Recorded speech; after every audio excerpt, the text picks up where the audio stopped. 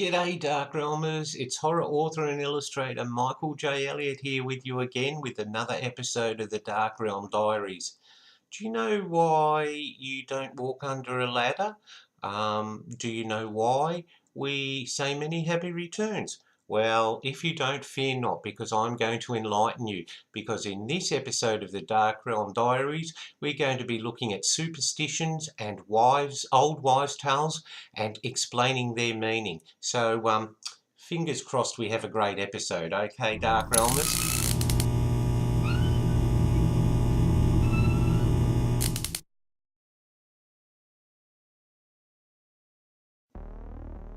Okay, bear with me, Dark Realmers, because this one's slightly complicated, okay? Now, do you remember in our video looking at witches and witchcraft, how I explained why a witch's triangular shaped hat is symbolic, because it represents 3 areas? Okay, if you do, great, 10 points. If not, check out the video, okay? But basically, a ladder leaning against a wall is the same sort of thing. Now, a ladder leaning up against a wall forms an equilateral triangle, and symbols have always had a lot of meaning. Shapes and symbols have always been very potent symbols in human culture. Now, the triangle represents the 3 areas or conditions of the human being that go to make up a human person, and one's being body, spirit and mind. Okay, now those 3 areas form an equilateral triangle, and body of course refers to our physical self, spirit refers to our soul and our psychic self, our intuition, and our mind of course is our cognitive functions. Now, it was believed that walking under a ladder was actually like a bit like overloading a battery, and that you could disrupt one of those 3 areas of your life force. It's sort of a bit like overloading, and you could either damage your body, your spirit or your mind. Okay, so that's the reason why we don't walk under ladders. And also, on a personal note, Dark Realmers, I'd just like to say that even if you're not superstitious, walking under a ladder is a bloody stupid thing to do, because you could end up with a bucket of paint on your head, or even far worse, a house brick.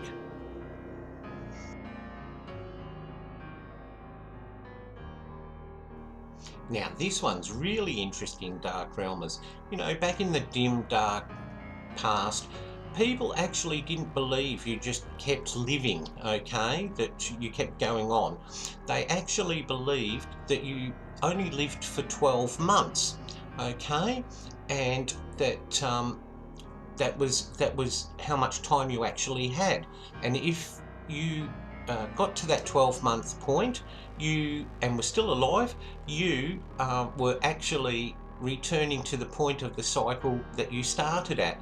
And so wishing someone many happy returns is actually saying welcome back to your 12-month cycle, and congratulations on making it this far, and wishing you another 12 months of life.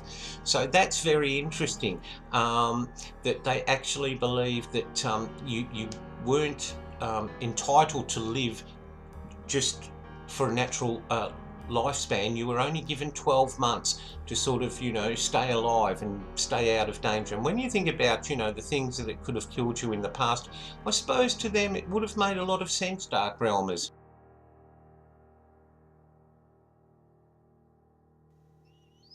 Now, a lot of the superstitions we get today, Dark Realmers, stem from the time when people had a strong belief in the gods, not a god, as in, our modern version of religion. And a lot of cultures believed that human beings were just the playthings of the gods, and this was particularly true in ancient Greece, but many other cultures also believed that you sort of kept your head down and you didn't draw your attention to the gods. lest they choose you for one of their playthings or smite you down with a curse or an illness or something like that.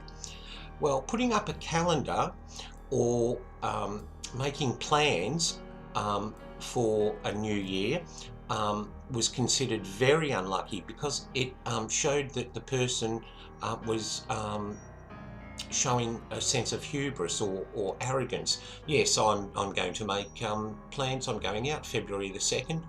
And the gods could look down and say, well, what makes you think you're going to be here on February the 2nd? I think I might give you, let's say, smallpox, and you're going to die on January the 30th.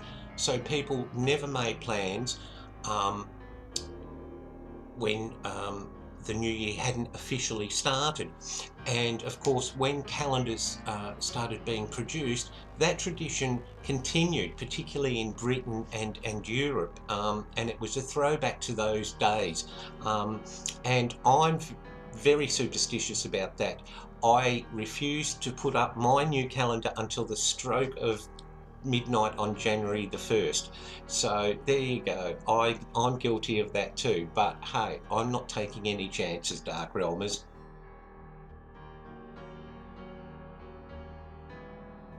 Well, we can laugh at a lot of these superstitions today, but it's amazing how they still carry on, isn't it? And even when we don't consider ourselves superstitious, we still partake in making sure that we're not affected by them. Now, how many people who even aren't superstitious still say, bless you, when someone sneezes? Well, the reason we do that, Dark Realmers, is because a long time ago, people believed that your soul could escape through one of the orifices of your body, and they believed that your soul could escape through your ears, your nose, or your mouth. I'm not sure about down below. I don't think we'll go there, okay? So when someone sneezed, they believed it was a sign that their soul was trying to escape, or perhaps being coaxed out by an evil spirit or something like that. So they would counteract that by saying bless you, to make sure the spirit and the soul stayed where it was meant to be.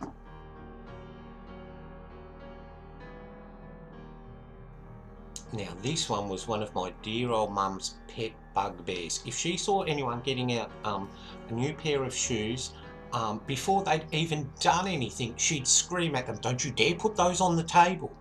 And I never knew why, and it took me a long time to find out about this superstition, Dark Realmers, and there's two reasons for this. The first one, and I can understand why my mum was like this, because this is a superstition that harks back to old Britain. In the north of England, when a miner died and who was a worker in the colliery, the other workers used to put the sign on the shoes on the table to represent it was a respect, and it was to say this miner is no longer with us, okay? So by putting new shoes on the table, when nobody had died, you were showing disrespect, and it was well, bad form. That's why you don't, according to the British tradition, you don't put shoes on table. But another one gets back to what I've been talking about, Dark Realmers, about showing respect for the gods and all that sort of thing. Now, of course, we don't wear shoes on a table. We don't stand on tables. And basically putting your shoes on the table was sort of like having a bit of a joke with the gods, saying, oh, look where I can walk, you know. And it could have been that the gods would turn around and smite you and take away your power to walk, because we don't walk on tables and shoes don't belong on tables. And so it was very much a sign of showing respect for the gods, that you know, because people were very grateful in those days that they could walk, that they weren't lame or crippled or had legs or amputated and so forth. So it was keeping, you know, peak cap, tipping a hat to the god saying thank you for letting me walk. So that's another reason that we don't put shoes on the table, Dark Realmers.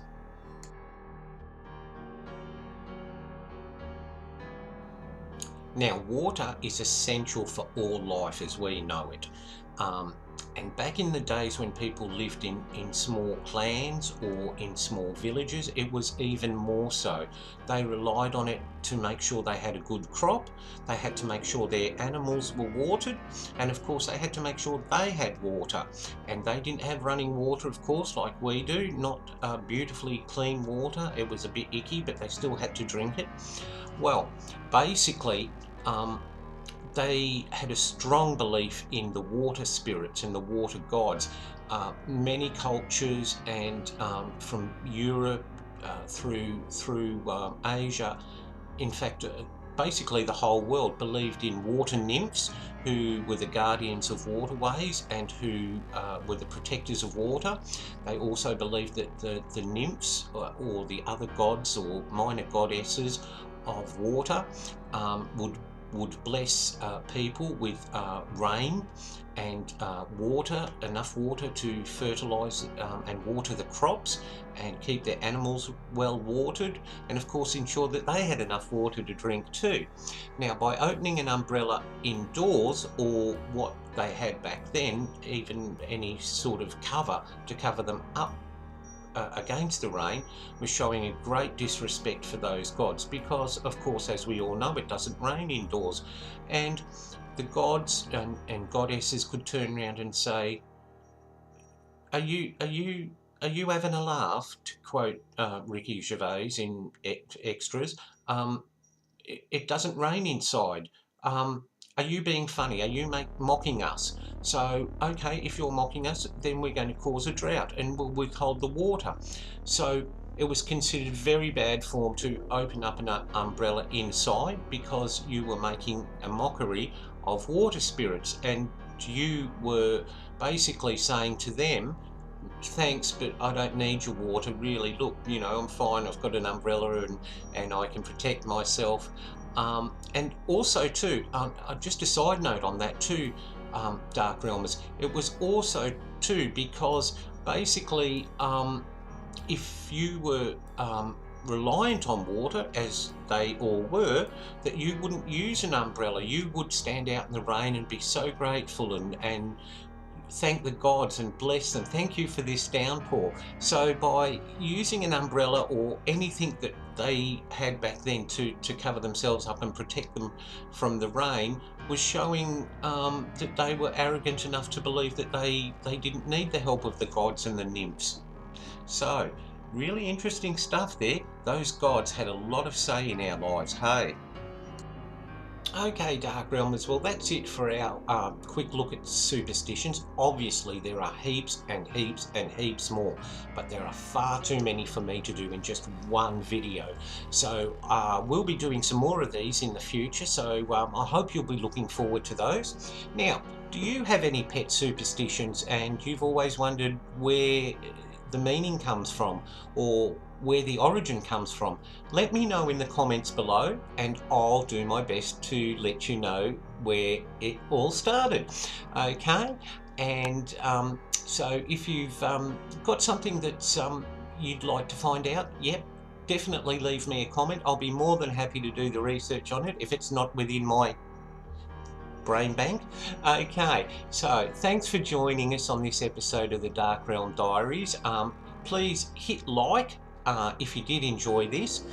As I said, leave a comment, and don't forget to come back and join us for some more Dark Realm Diaries, where we look at myths, legends, books, movies, anything to do with horror, the unseen world. That's our bag here at the Dark Realm Diaries. So until I see you next time, Dark Realmers, you stay safe, touch wood, okay? And remember what I always say, stay in the light.